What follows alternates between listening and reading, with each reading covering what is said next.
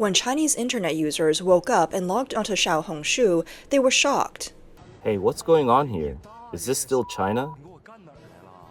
Many of these unexpected visitors introduced themselves as TikTok refugees, explaining, "We're TikTok users. Since the US is about to ban TikTok, we've been forced to migrate online. We're not here to take over your platform. We simply have nowhere else to go." The background to this is that on January 10th, the US Supreme Court held oral arguments about the TikTok ban. If parent company ByteDance doesn't sell by January 19th, the US will remove the app from its stores under the Protecting Americans from Foreign Adversaries Act. This decision unsettled many TikTok content creators, who started to rebel against the decision. Their reaction? "If I can't use TikTok, and since TikTok is considered a Chinese app, then I'll switch to another Chinese platform to show my dissatisfaction with the ban." All of us TikTok refugees are so unhinged, and I am living for it. Our government is out of their mind if they think we're going to stand for this TikTok ban. We're just going to go to a new Chinese app, and here we are. I cannot stand all of the fear-mongering that is going on with the Chinese are stealing our data. Who cares? I don't care. I will gladly give my data to the Chinese because guess what? The Chinese have been here for us since day one. I will gladly sit here and eat my vegetables out of my bowl that was made in China while wearing my clothes that were made in China while sitting on my bed that was made in China. I have other important things to worry about. I still have to pay my rent. I don't give a shit what fucking app I'm using. If it's made by China, that's awesome. Everyone on this app has been so kind. Unlike our government who wants to take away our freedom of speech. So, I will gladly stay here. Thank you everyone for being so kind. It seems this American user truly sees China's internet as a haven of freedom. Maybe it's because they've never experienced socialism firsthand, which explains their naivety. Some Chinese users were quick to leave comments, offering a word of caution.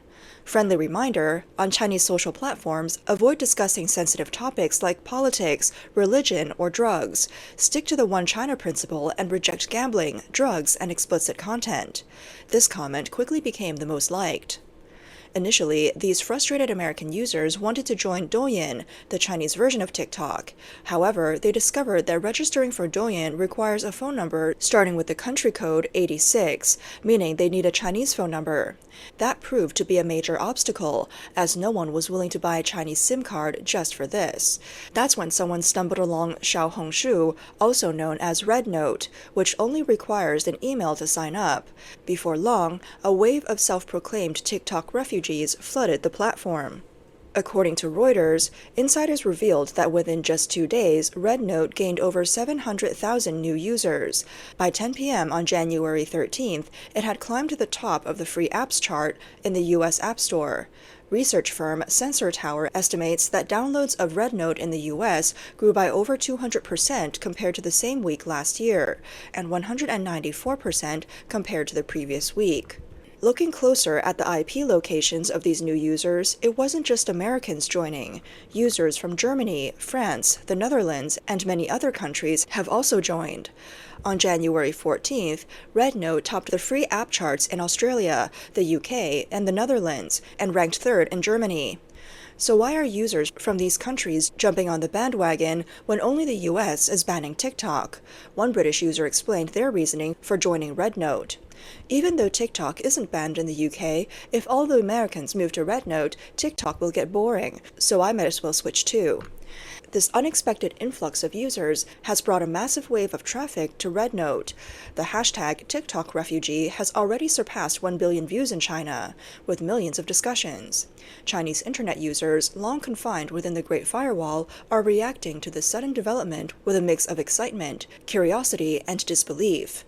Some are wondering, could it be that while it's getting harder for us to scale the wall, the rest of the world is scaling it to join us? Others were puzzled, asking, isn't China's internet supposed to have a firewall? Isn't accessing foreign websites blocked? How are they getting into China's internet? One person responded humorously, the wall was built to block you, not them. For now, Red Note has turned into a surreal scene. Chinese users who often criticize the US online seem to have temporarily set aside their grievances, showing warmth and engaging the new arrivals. Some even explained Chinese platforms welcome the American people, were against the US government, not its citizens. Despite language barriers and cultural differences, users from both countries are, surprisingly, getting along for the time being. Some Chinese users, intrigued but slightly confused, began discussing topics like food prices and youth unemployment with American users on RedNote. These cross-cultural exchanges turned into what both sides jokingly called account reconciliation. They compared jobs, salaries, living expenses, insurance, and even asked if Americans really earn $15 an hour washing dishes. Discussions about income and welfare sparked mutual curiosity, with both sides eager to learn about each other's lives. Some even dubbed these interactions the most significant event of 2025. On RedNote, users weren't just chatting, they were also collaborating. Some paired up for language exchanges, while one side learning English while the other learned Chinese or even math. Meanwhile, some entrepreneurial Chinese users spotted a business opportunity, posting small ads offering services like creating Chinese names for 2 yuan, reading fortune-telling charts for 20 yuan, and even changing your destiny for 98 yuan. For some Chinese users, their immediate concern wasn't curiosity about foreigners, but rather their own English comprehension exams. Desperate for help, they posted questions online, asking native English speakers for assistance. Surprisingly, many foreigners responded with detailed answers in the comments. While the accuracy of these answers remained uncertain, the effort was appreciated. Others joked about treating these new foreigners like new recruits on e-commerce platforms, cautioning, "Unless I invite you, don't download the Pinduoduo app." This prompted some foreigners to exclaim, "RedNote is full of tricks. I'm going back to America." These new internet immigrants quickly adapted to the Chinese language platform, blending in seamlessly. Some even gained significant followings, with their posts going viral among Chinese users. This success left some local creators grumbling. As more TikTok users joined, curiosity among Chinese users about these foreigners grew. To foster better communication, some foreign users launched Ask Me Anything sessions, openly inviting questions and answering them enthusiastically. The cross-cultural exchange felt historic, with RedNote becoming a melting pot for users from both sides. Many Chinese users expressed amazement, saying, "Wow, we can chat with foreigners without using a VPN." It was as if a new world had opened up, leaving everyone exhilarated. Meanwhile, anti-CCP commentators outside China saw this as an opportunity, urging new arrivals to go all out. They predicted that experiencing censorship and post-deletions would shatter any illusions about socialism and the Chinese system.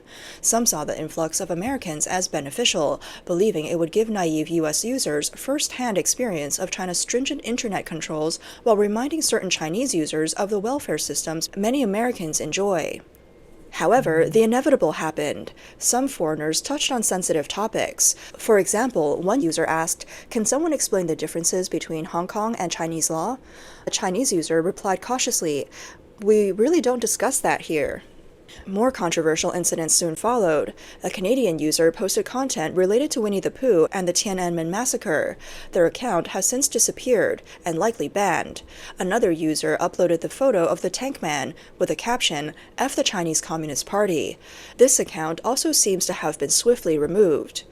These incidents highlight the challenges of navigating China's tightly controlled online environment, even for those who initially embraced RedNote as a new digital home. The sudden surge of users seems to have caught RedNote off guard. However, this unexpected fortune also poses serious challenges to the platform. How to manage this influx while staying compliant with China's notoriously strict internet regulations? A single misstep could result in severe penalties. One user familiar with China's censorship system shared their thoughts. The influx of TikTok refugees has created a huge dilemma for RedNote regarding content moderation. If they strictly follow China's existing censorship rules, the hype won't last long. These foreign influencers will leave quickly. But if they adopt more lenient international standards, RedNote itself could face regulatory consequences. The ideal solution might be to implement a regional filter wall. Content would need to meet local standards in each country before being shared. If successful, RedNote could break out as one of the world's most popular social platforms. Reportedly, RedNote has already taken this advice to heart. According to insider sources, the company is working overtime to enable content filtering, ensuring that users in China and abroad either can't see each other's posts or experience significantly reduced cross-region interactions. The platform is also scrambling to develop tools for moderating English content and creating a robust English-Chinese translation system. Despite these efforts, some foresee tough days ahead for these internet immigrants. As seen in previous cases, a few users have already had their accounts banned for posting sensitive material. RedNote, or Xiaohongshu, primarily designed for Chinese users, has long been subject to domestic regulatory constraints. While it claims to have an international version, this was primarily targeted at overseas Chinese and shares the same app version as the one used in mainland China. This lack of distinction between domestic and international content makes Xiaohongshu unique among Chinese platforms, but also more vulnerable to regulatory challenges. Other platforms like Douyin or Pinduoduo, which proactively separate domestic and international users from the start, have more mature systems for moderating content globally. In contrast, RedNote was unprepared for the sudden wave of foreign users, leaving its content moderation mechanisms overwhelmed. The situation is a tale of mixed fortunes. While RedNote struggles to handle its windfall, TikTok faces potential devastation. The platform has approximately 170 million active users in the US, and its shopping feature, TikTok Shop, has rapidly grown into a vital e-commerce channel for many Chinese businesses. Last year, merchants achieved monthly sales in the millions, with Black Friday alone generating $100 million in revenue.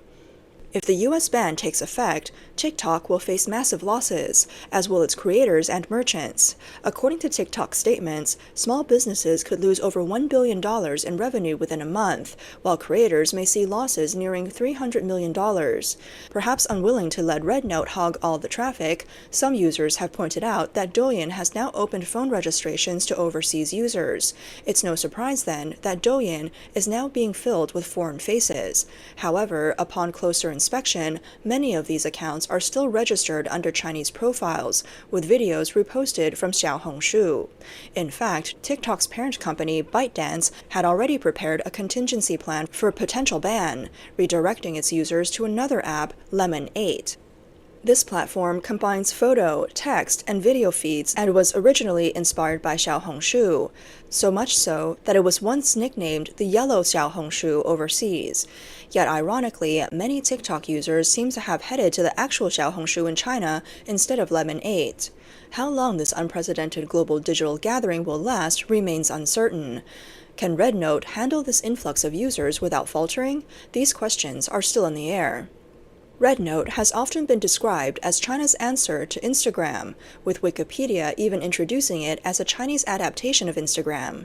Despite entering the Malaysian market in 2018 and amassing over 2 million users across Southeast Asia, its influence has largely remained within the Chinese-speaking community. This international version, RedNote, still prioritizes WeChat for login and hasn't been operated separately from the Chinese version, preventing it from achieving true globalization. On Google Play, RedNote has only reached over 10 million downloads, a drop in the ocean compared to TikTok's 5 billion downloads. In the US, Xiaohongshu's recognition remains mostly confined to the Chinese diaspora. Moreover, this surge in traffic wasn't something Xiaohongshu actively pursued. Public statements about the platform's strategic priorities have focused on its 2025 commercialization plans, not global expansion.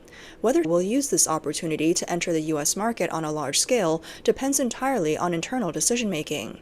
As for the so-called TikTok refugees, their presence on RedNote is likely a passing trend. Most joined due to their resistance to Meta and the US government, rather than any genuine love for the platform. From both a practical and emotional standpoint, sustaining this migration wave seems unlikely. Cultural and regulatory differences between China and the US further complicate matters. Chinese authorities are likely observing the situation closely, weighing their options as the platform scrambles to implement intelligent content filtering and regional moderation systems.